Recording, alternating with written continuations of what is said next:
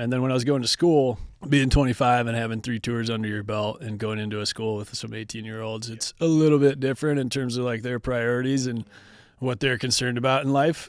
So, you'd be sitting there in your entry-level algebra class that they're making you take, and some person, I can remember this one specific instance where this girl turns around and she was just gave me the valley girl, like, I don't know how to do this. And I looked at her and I just like put my stuff calmly in my bag and walked out to my vehicle. That interaction you have is something that's not uncommon to a lot of folks like us that come back. And then I'm guessing that young gal that was sitting in front of you in algebra class, that was probably one of the more stressful things she's ever experienced. Mm-hmm. Yeah, I mean, nothing on her. She was just like stressed and kind of doing the thing as everyone does in the bubble, of America. And so she was just doing her thing. But to me, it was like, oh my gosh, because when do you mean like, oh my gosh, like, is it offensive to you? Is it just something so foreign to you? Like, what is it that caused that reaction? Because I know a lot of people know what you're feeling.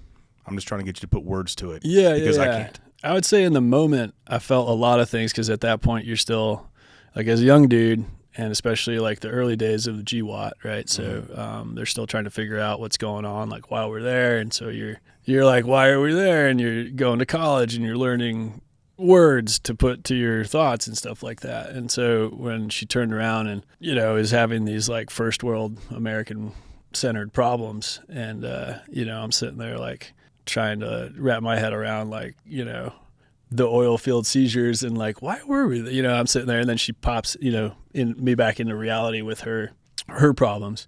It stirred a lot of like anger, like anger at first, just like anger at like, why, like, that's silly. Like, why are you even allowing that to enter your domain of like what could possibly fluster you for your day? Like, there's, don't you know, because all those experiences flood back to you, like the kid that you saw, without his legs, the body bags, and all this, your buddies getting blown up, all that stuff. But then, all that floods you in that like millisecond of an interactional moment with this person, because, you have all these things going on in your body, right? All your highways inside of your body have been rewired, and so you don't really know how to travel those emotional like highways really like correctly.